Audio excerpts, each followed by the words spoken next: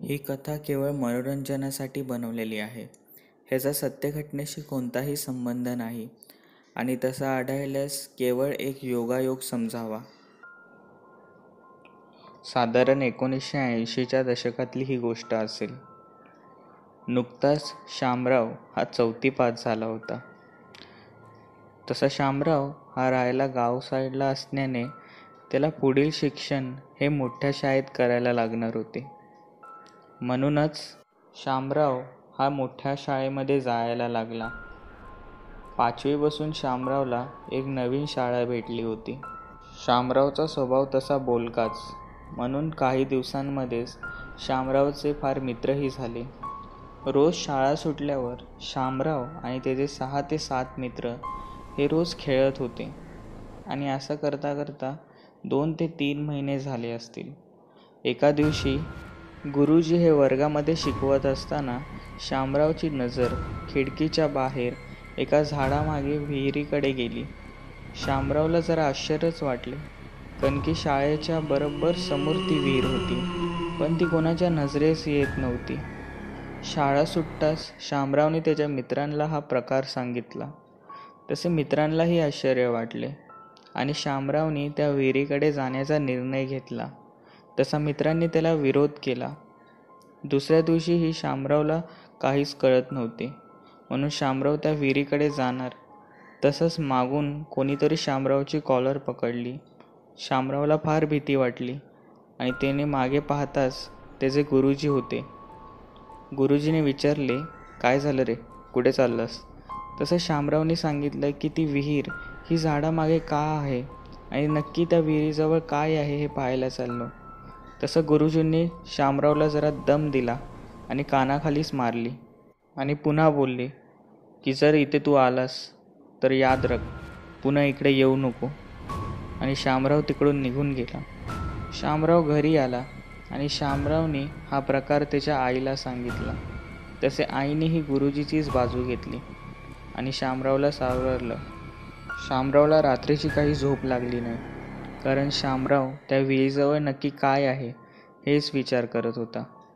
दुसऱ्या दिवशी त्यांनी गुरुजींना विचारलेही आणि गुरुजींनी पुन्हा दम दिला. एके दिवशी शाळा सुटली आणि शामराव हा शाळेच्या आजूबाजूच्या झाडांमध्ये लपून बसला. संध्याकाळ झाली. कोणी आहे का नाही हे शामरावने बघितलं आणि तो त्या विहिरीकडे जाऊ लागला आणि बघता बघता तो त्या विहिरीकडे पोहोचलाही. ती विहीर बघूनच समजत होते की ही फार जुनी आहे आणि इथे काहीतरी भयंकर घटना घडलेली आहे. काही वेळाने शामरावने जे नको करायला होतं तेच केलं. शामराव त्या विहिरीजवळ गेला आणि आत वाकून बघायला लागला. आश्चर्याचं म्हणजे ती विहीर जास्त पाण्याने भरली नव्हती. दुसरीकडे शामरावच्या आईला फार चिंता वाटू लागली. तसेच तिने त्याच्या बाबालाही कळवले व शामरावचे आई आणि बाबा हे दोघं शामरावला शोधण्यासाठी घरातून निघणारच. एवढ्यात शामराव आला, पण आईने जे शामरावला पाहिलं ते बघून आईला फार धक्का बसला आणि आई शामरावला ओरडायला लागली. याचं कारणच असं होतं की शामराव पूर्णपणे पाण्याने भिजला होता. तू कुठे गेला होतास आणि एवढा वेळ का लावला? शामरावच्या बाबांनी शामरावला प्रश्न विचारला. तसंच शामरावने या प्रश्नाकडे दुर्लक्ष केलं आणि आत गेला. काही वेळाने सगळे शामरावला हा प्रकार विचारत होते, पण शामराव केवळ दुर्लक्ष करत होता आणि असं करून सगळे जेवायला बसले. जेवताना नेहमी कमी जेवणारा शामराव आज 4 ते 5 चपात्या खात होता. एवढंच काय आईबापांना फार धक्का वाटला.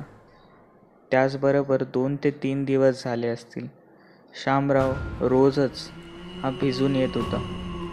त्यामुळे आईला फार चिंता वाटू लागली आणि नेहमी बोलणारा शामराव आता फार गप्प राहत होता. कोणाशीही जास्त बोलत नव्हता. एके दिवशी शामरावचे मित्र त्याला खेळायला बोलवायला आले आणि त्याचबरोबर शामराव हा उठला आणि त्याने त्यापुढे जे केलं ते फार धक्कादायक होतं.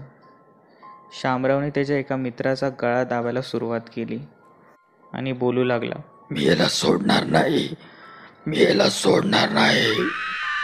हा काय प्रकार आहे? आईला फार धक्का बसला. तसं शामरावला तिने सोडवण्याचा प्रयत्न केला, पण शामरावच्या अंगात जणू 10 हत्तीचं बळ आलं आहे असं वाटत होतं.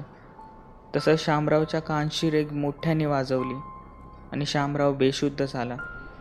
आईला फार चिंता वाटली. तशी आई रागातच शामरावच्या मित्रांना बोलू लागली, तुम्हाला काही समजतं की नाही?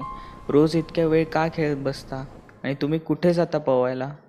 तसं शामरावचे मित्र आश्चर्य करूनच बोलले, अहो काकी, आमच्यावर शामराव तर कधीच खेळत नाही आणि हेच आम्ही त्याला विचारायला आलो.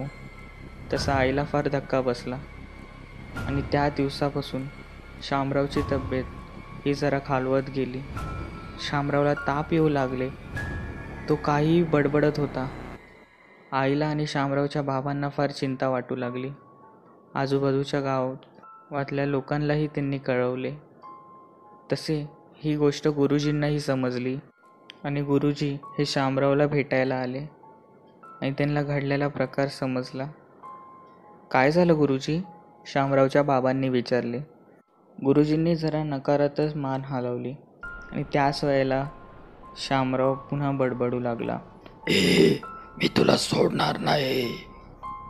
आणि गुरुजी फार घाबरले. तसेच गुरुजी हे घराबाहेर निघून गेले आणि त्यांच्या मागोमाग शामरावचे बाबाही आले आणि मागून आईही. आणि झालेला प्रकार गुरुजी सांगू लागले. साधारण 10 वर्षापूर्वीची ही गोष्ट असेल. त्यावेळेला शामरावसारखाच एक विद्यार्थी माझ्या वर्गात होता. त्याला प्रेमाने सगळे बाळा बोलत असे. तो सगळ्यांचाच प्रिय विद्यार्थी होता. असेच एके दिवशी रात्रीचे त्याने त्याच्या मित्रांबरोबर त्या विहिरीजवळ जाण्याचा निर्णय घेतला आणि त्याचबरोबर सर्वांनी मस्तीमध्ये त्या विहिरीमध्ये उडी मारली आणि सर्वांना पोहता येत असल्याने ते कसेबसे पोहून पुन्हा बाहेर आले. पण बाळाला काही पोहता येत नव्हते आणि या प्रकारामुळेच बाळाचा बुडून मृत्यू झाला. आणि त्याच रात्री अमावस्या देखील होती. आणि अशा प्रकारे बाळाचा आत्मा त्या विहिरीच्या आजूबाजूला आणि त्या विहिरीमध्ये भटकू लागला. असेच अनुभव फार लोकांना येत होते. म्हणून आम्ही सर्वांनी तिकडे झाडे लावली जेणेकरून ती विहीर दिसू नये. आणि शामरावला मी ओरडलेही होते, पण शामरावने माझे काही ऐकले नाही. आणि नेमकी अमावस्येच्याच रात्री शामराव त्या विहिरीजवळ गेला आणि ती आत्मा आता शामरावच्या शरीरामध्ये प्रवेश घेतली.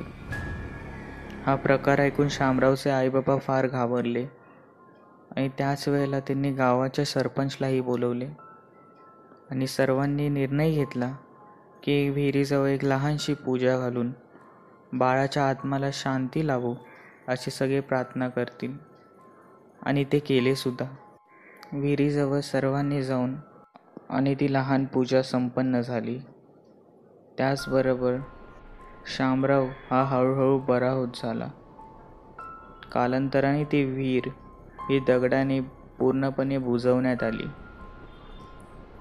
आता शामराव एकदम बरोबर आहे. पण आजही तो प्रकार आठवल्यावर शामरावच्या आईबापांना अंगावर काटा येतो. तर मित्रांनो, ही गोष्ट तुम्हाला कशी वाटली मला नक्की सांगा. चॅनलला लाईक, सबस्क्राईब आणि शेअर नक्की करा. थँक्यू.